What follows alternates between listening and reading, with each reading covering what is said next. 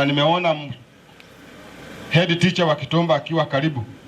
Nafasi inakupatia, unaweza, tumekaa hapa na hujatusalimia, tunaweza kuwa tunaendelea na mahubiri alafu kuja Kanisa la Friends, jamii iliyopoteza, waombolezaji wote kwa jumla, na wasalimu katika jina la Yesu. Hamjambo? Hamjambo tena? Mimi naitwa Luvita Lugalia, nikiwa mwalimu mkuu wa shule hii ya msingi. Kwanza kabisa ningesema pole kwa jamii na wale waliokuwa karibu na mwenda zake. Nitasema kwamba mimi binafsi si kumfahamu, lakini kulingana na yale nimeweza kusikia kutoka kwa wale walionitangulia ni kwamba alikuwa ni mtu aliyeishi maisha ya kumpendeza Mungu na pia wale waliokuwa karibu na yeye. Kwa hivyo tunamtakia safari njema anapotangulia, sisi tukibaki. Jambo la pili ambalo labda limenileta hapa ni kuwakaribisha rasmi katika eneo hili. Nashukuru sana familia pamoja na wengine ambao walichukua ile heshima ya kuomba nafasi ya kufanyia hapa ibada hii. Kwa hivyo tuendelee kuishi hivyo, mnakaribishwa sana, jisikieni mko nyumbani. Iwapo kuna haja umebanwa, kuna vyumba vidogo pale na vingine viko huku chini. So please feel free. Thank you very much. God bless you. Na Mungu abariki safari ya mzee.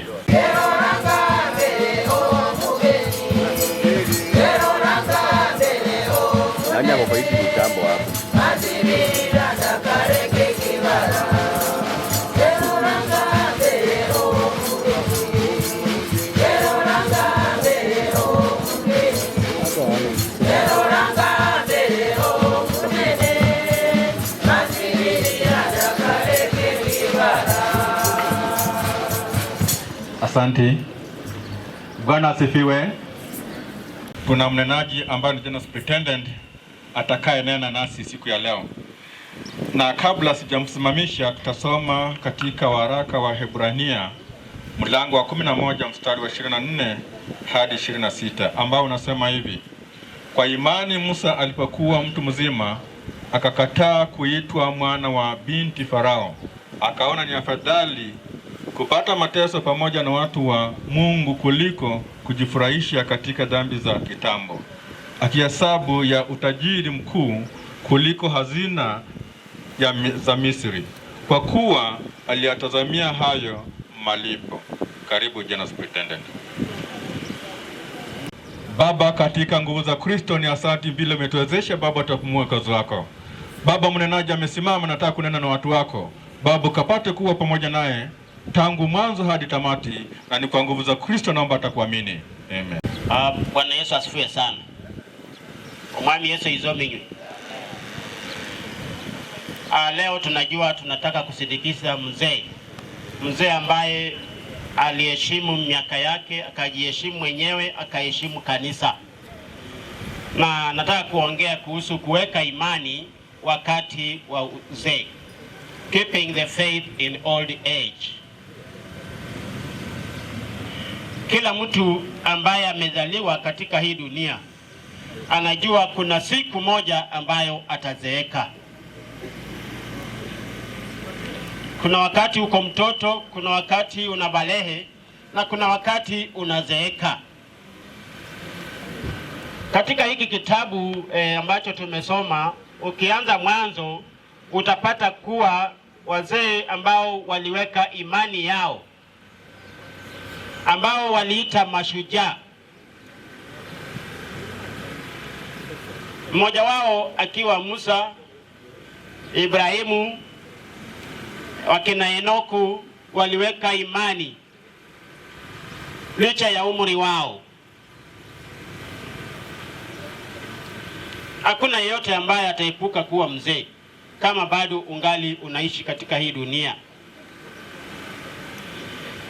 Na katika uzee wako inafaa ufanye mambo ambayo ni makuu, mambo ambayo yanapendeza Mungu, mambo ambayo yanapeana sifa kwa Mungu.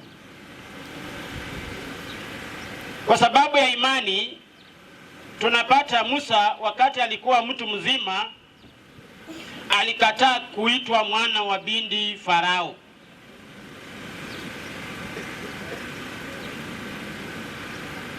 Dunia hii ukitembea utapata wale wazee ambao wamepotoka. Wimbo imeimba wazee madoadoa, wazee ambao wanajiita majina ya mama zao. Hizo mwana wa Jeda, mwana wa Habirisira. Hao ni wazee ambao hawajui neno la Mungu. Musa alikataa kuitwa jina hilo. Huwa nashangaa kwa nini hao wazee hawawezi jisifu na jina ya baba yao. Na mara mingi unapata ni wale wazee ambao hawana heshima.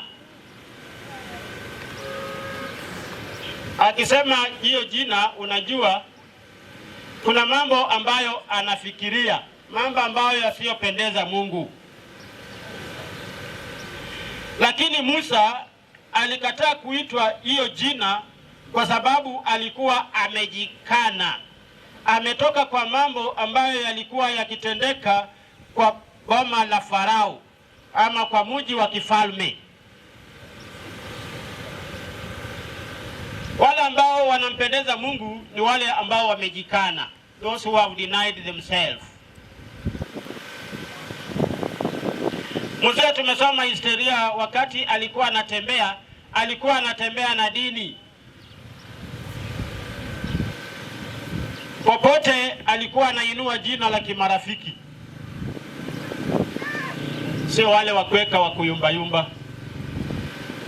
Sio wale wakweka kesho leo ni kanisa, kesho ako madoadoa.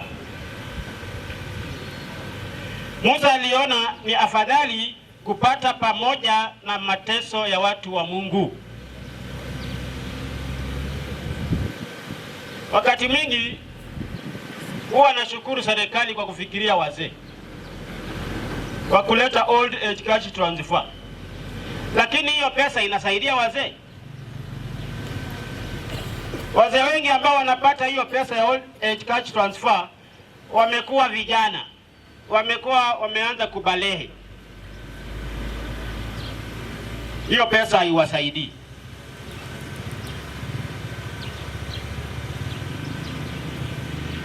Waje tuwe kama Musa, wakati alitoka kwa nyumba ya Farao akaanza kutumikia Mungu licha ya upungufu ambao alikuwa nao. Aliacha mali mingi, akaona ni afadhali niteseke na wana wa Mungu.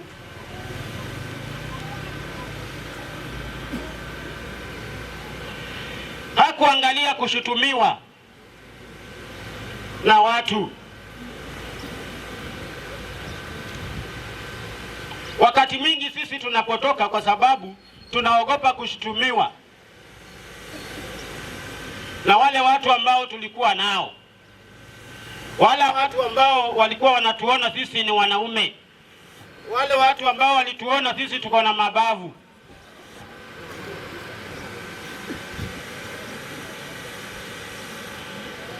Wacha tuige mfano wa Musa ambao wakati alipinduka mara moja.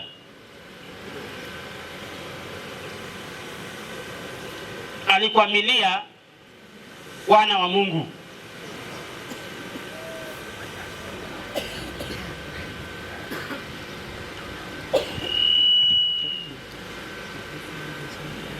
Wakati mingi sisi wahubiri huwa tunahubiri kwa wafu, lakini hatuwapeleki kwa Mungu.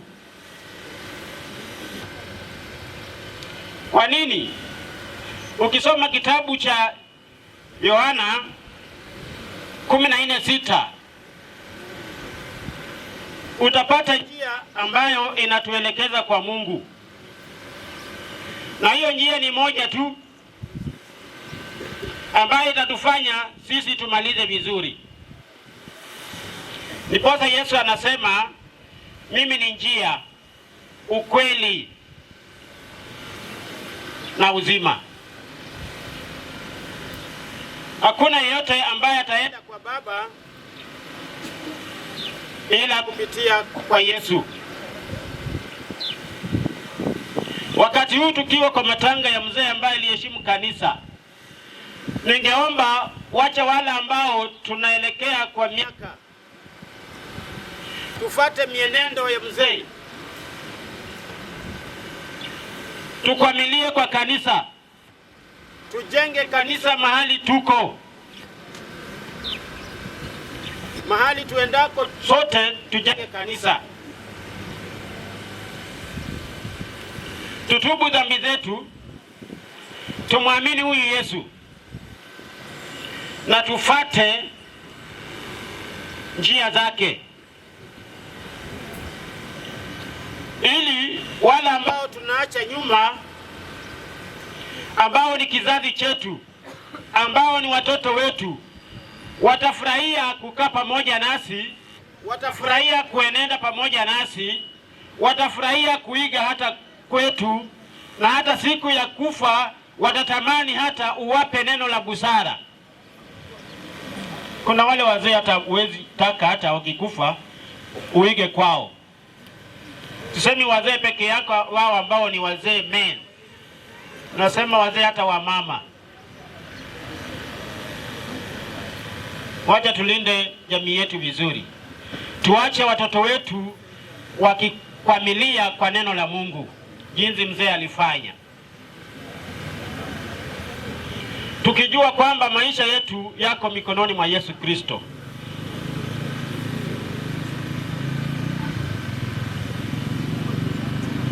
Wacha tuamini Mwenyezi Mungu, na Mungu atatuelekeza, ili wakati tunaendelea kuwa wazee, tutakuwa wazee wa heshima, wazee ambao kanisa litaheshimu, wazee ambao familia itaheshimu, wazee ambao hata jamii yote itaheshimu.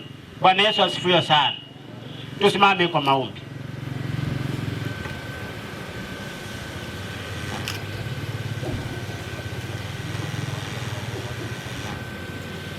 Mungu Baba, Mungu Mwana, Mungu Roho Mtakatifu, tuko hapa kwa ajili ya kazi ambayo umeweka mbele yetu, ili kusindikisha mzee mmoja wetu ambaye alikuwa miongoni mwetu akishikilia imani kama mzee Odendo. Tunaombea hii familia, Mungu wetu, uisimamishe, maana yeye aliisimamisha kwa mwamba wako. Na tunawaombea Mungu wetu, uwape amani, uwape utulivu hata wakati huu mgumu. Jamii yote kwa jumla ambao umetoka mbali, tunawaombea baraka yako itoke kwako. Uzidi kutembea pamoja nao, wakikumbuka mzee kwa yale mazuri ambayo alifanya katika hii dunia. Najua wewe ni mwaminifu, utasimama pamoja na kanisa la Ginga, utasimama pamoja na jamii na hata wale ambao Mungu wetu walikuwa karibu na yeye. Sifa zikurudie, maana wewe ni Mungu wetu. Na ni kwa pendo Bwana Kristo aliye mwombezi wetu. Amen. Mbarikiwe sana.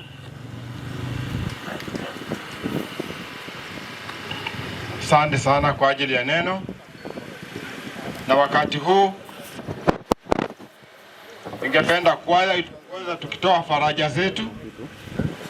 Kwaya, kila mko tayari tuongoza tukitoa faraja.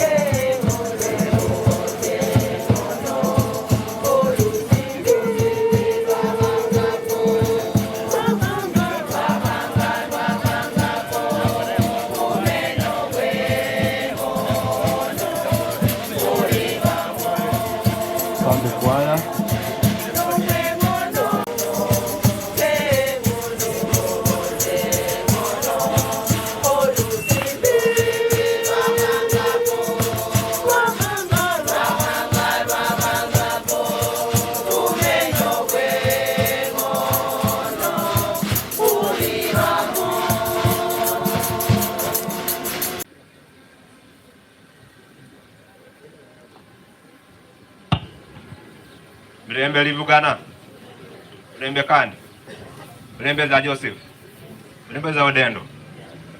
Hi Pekamen, hi SFW, hi YFP. Thank you. Kwa majina anaitwa Hesbon Galinga Odendo. Nitakuwa nasoma ideology ya mwenda zake Joseph Odendo Galinga. Ideology imeandikwa kwa Kizungu, so I'll be reading it in English. Birth. Joseph Odendo Galinga was born on 3rd April 1945 in Chavavo village, Mahanga sublocation, Ngoma location, Vihiga County. He is of the Basari Basweta clan, uncle at Vetamburi. He was son of the late Mzee Shem Galinga Odendo and the late Mama Debra Msimbi Galinga. He was brother to the late Richard Azere, the Refata Kanaiza, late Jenita Iminza, Fred Kinyanzi, and the late Gladys Asaji. Circumcision. Joseph Odendo Galinga was circumcised in 1952 in the age group of Serura. Education. Joseph Odendo Galinga began his education at Chavavo Primary School in 1955 In 1957, he was transferred to Inavi School at class 3 and returned at Chavavo Primary the following year. He sat for common entrance examination in 1960 and passed well. In 1961, he joined Chavavo Intermediate School, where he sat for Kenya Primary Examination, KPE, in 1964 and passed well. Between 1965 and 1966, he attended Chavavo Secondary School. He transferred to GN Secondary School in Nairobi in 1967 and sat for Cambridge School Certificate Examination in 1968. Marriage. He married in Violeta Kasidi Imbali in 1974 and became son-in-law to the late John Imbali and the late Julieta Imbali. On 26 August 1989, he solemnized his marriage at Kakamega Friends Church in a ceremony presided by Pastor Jeremiah Mgofu. They were blessed with 8 children, that is 5 sons and 3 daughters. Them being Leonard Ongogo, Jacqueline Olesia, Humphrey Omedi, Annington Mene, Caroline Msimbi, Judith Ahenda, Eric Kidwaro, and I, Esbon Galinga. He was father-in-law to Jen, Winfred, Sylvia, Joshua, Juma, Marion, and Sharon. He has left behind 22 grandchildren. Work. He began working at OBX King Enterprise Limited in 1969 as a storekeeper. In 1970, he joined the civil service through the Ministry of Cooperative Development, and he was posted to Nakuru as a clerical officer. In 1971, he was transferred to Thompson Falls and moved to Elgeyo Marakwet in 1972. In 1979, he was transferred to Kakamega as a senior clerical officer. He worked in Kakamega until the year 2000, when he retired as an executive assistant. Other works, he was a small-scale farmer of livestock and crops. Christianity. He attained associate membership in 1981 under the tutelage of Pastor Oscar Mai at Kakamega Friends Church. He attained full membership in 1984 under tutelage of Pastor Simon Mwinamo at Kakamega Friends Church.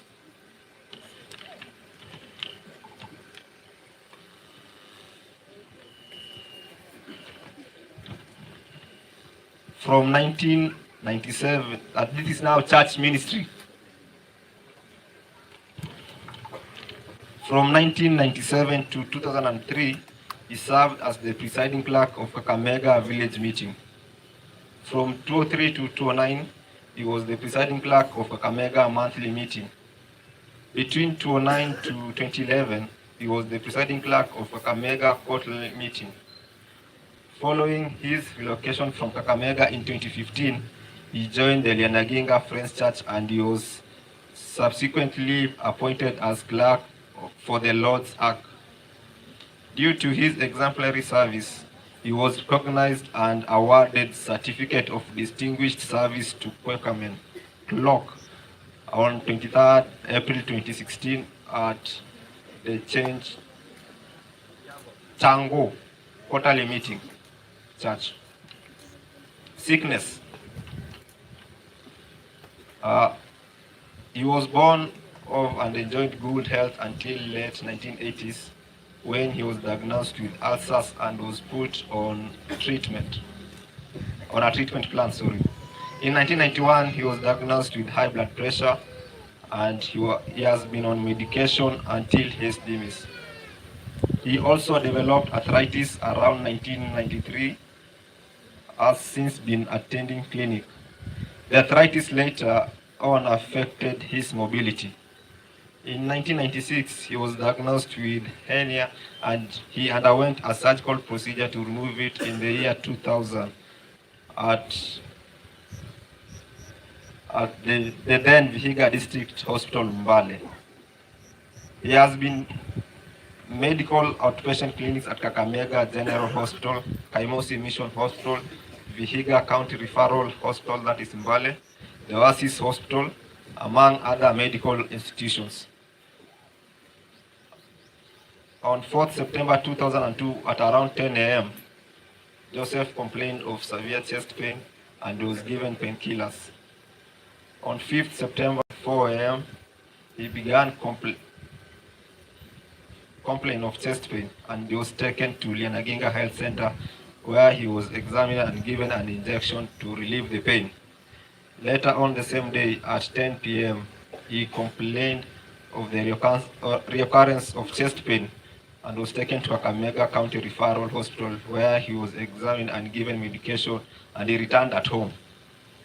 On 7th September at 1:30 p.m., he complained on the onset of chest pains. Arrangements were made for him to be taken to Oasis Hospital to be seen by his regular physician. As he prepared to board the vehicle at around 3:30 p.m., he suddenly collapsed and fell. He was rushed to Lianaginga Health Center for first aid but was advised to be taken to Vihiga County Hospital in Mbale, where resuscitation was attempted but sadly he was pronounced dead at 3:30.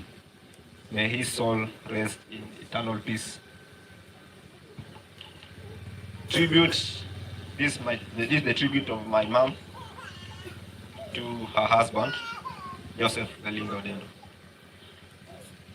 In quote, I had the opportunity and the rare privilege of being the wife and partner of the wonderful, loving, kind, and God-fearing man.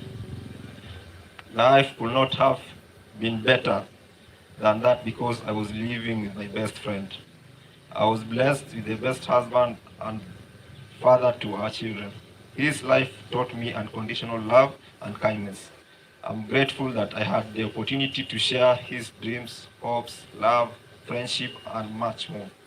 He was a man of the people, a man who stood by his family throughout, a man who was a hero to all who knew him. The children and I will always remember and pray for you. Until we meet again in heaven, rest well, Baba Toto.